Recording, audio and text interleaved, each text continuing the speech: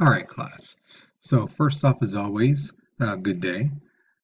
Today, what we're going to be talking about is Calvinism and Henry VIII. Now, the thing is, um, as we go through the notes, you're going to see the formation, the growing of a particular group called Calvinism and how it started and things like that. And then you're going to learn about Henry VIII. Now, Henry VIII, there's a bunch about him, but we're not going to go very deep into it. We're just going to skim through it. Um, I do apologize. You know me. I like to really teach history stuff, but we don't have the time. All right. Now, like always, if you have the packet, great. If you don't, line sheet of paper will work.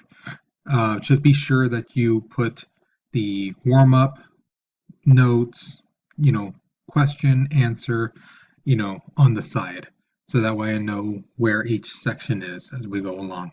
Okay? So without further ado, let us begin.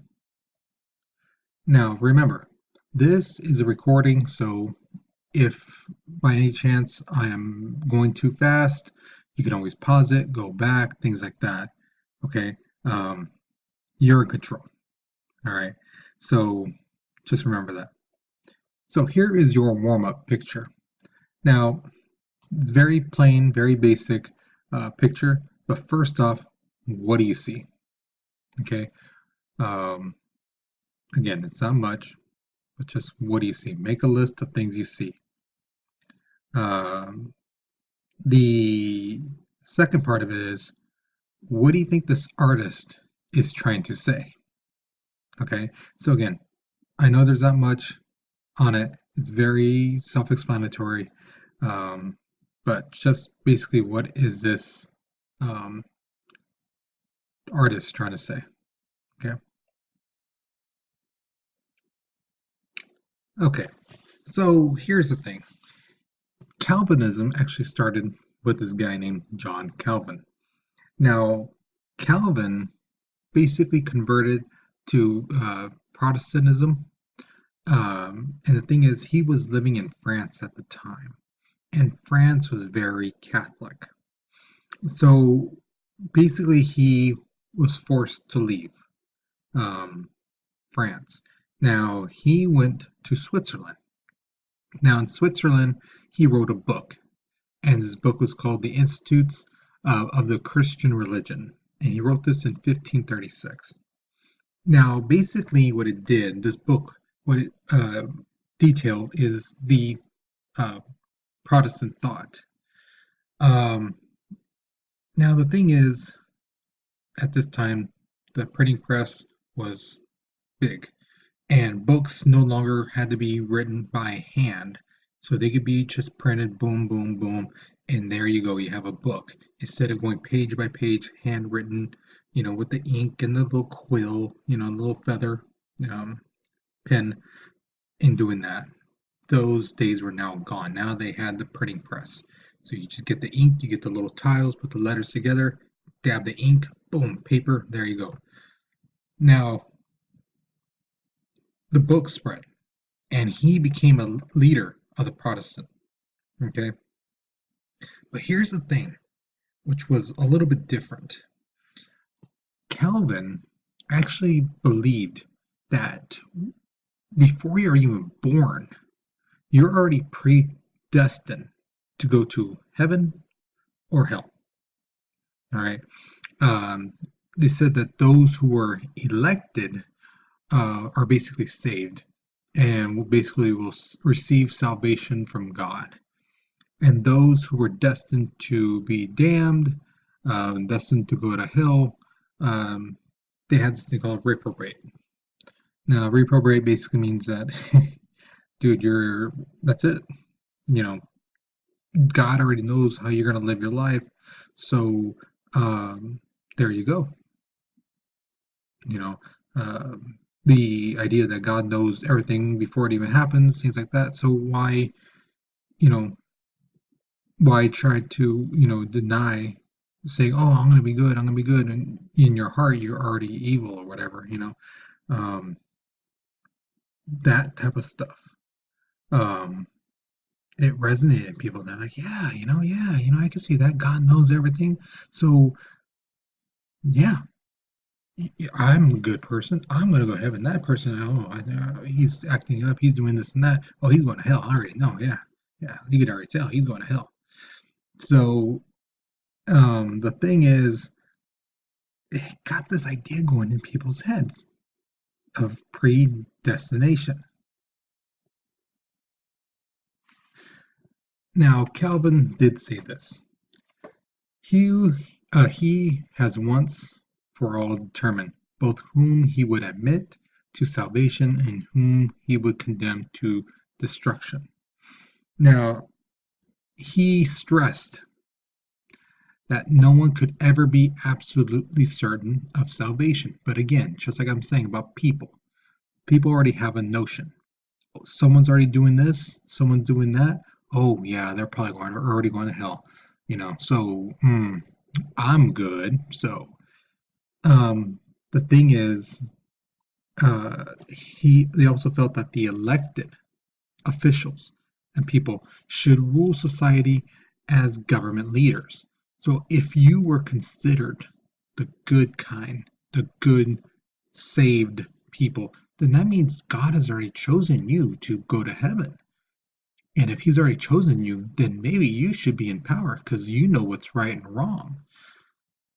But here's the problem with that. Um, he already said no one knows for certain. So how can they say this person is going to go to heaven just because it looks like they're um, good? Now always remember this too. Power corrupts. Always remember that. So even if a person came in good-hearted, things like that, and they're put into power, um, over time, power will corrupt them. Okay. Now, I put this picture to the right of you. It's just a little fun thing I saw. It says, I'm going to heaven. Sorry, all seats are taken.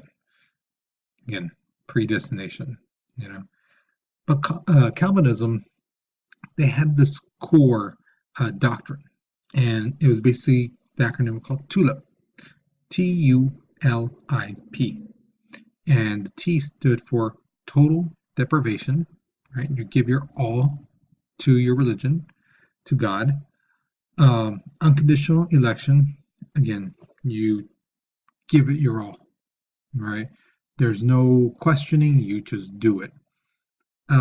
Limited atonement, right? Try to not do anything bad, right? So atoning means when you do something bad, you try to make it right. So try to limit that by not doing bad things. Irresistible grace and preservance of the saints. So basically, you acknowledge um, you I don't want to say worship, but basically you just at least acknowledge the saints, right? What they did, what their why God chose them, and things like that. Okay. All right. So now is your midpoint question. Do you believe that John Calvin is right that our souls are predetermined to be saved or not? Why do you believe this? Yes or no, and why?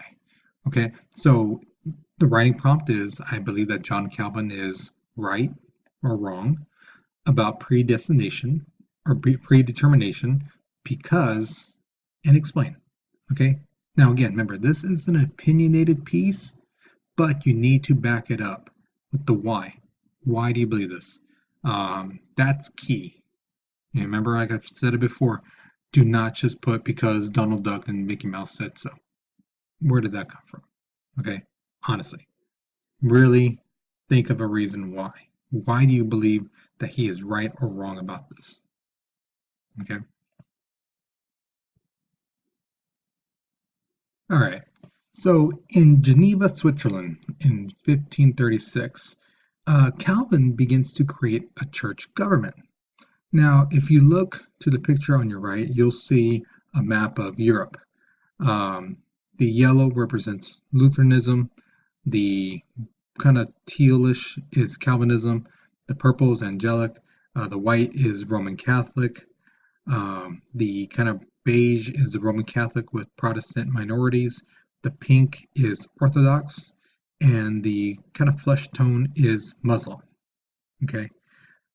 Now, if you look at that little brown line around, which would be like around Germany and Poland area, it says that is the border of the Holy Roman Empire. Okay. Now, if you look, there's Lutheranism, there's Calvinism, there's Roman Catholic with Protestant minorities, there's, again, the Roman Catholic Church. So, just about a lot of religions are in that area. Okay. Now, here's the thing: a special court for enforcing moral discipline oversaw the moral life and doctrinal purity of the Genevans. Basically, these guys went around and were like, you can't do that. It's against religion. No, you can't do that. You can't do that. They would basically go around town doing that to people. Now, I know for me, for a fact, if I'm just doing whatever, walking down the street or in a store or something, and someone says, no, no, no, you can't do that, I'm gonna be like, no, I can do what I want. But back then, because religion was um, so like sacred that people listened. All right. Now, what are some of these crimes? You might be wondering. Um, Now they were, but this is not just all of them. There were more. You couldn't be dancing. You couldn't be singing, singing obscure songs or obscene songs. So if you're going to sing, it had to be like religious. You couldn't get drunk. You couldn't swear, and you couldn't play cards. All right, because that's a form of gambling, and gambling is bad, and things like that. So um, that was that's some of the things that you couldn't do. That's just an example. There was a lot more. Okay. Now, Calvinism, believe it or not, actually spread. It was spreading out of Switzerland and into other parts of the known world. Now, Geneva, Switzerland, was considered the headquarters of Calvinism. Uh, it's just like how uh, what's it called? The Vatican is the headquarters to the Roman Catholic Church. The For the Calvinism, it was Switzerland, Geneva, to be specific.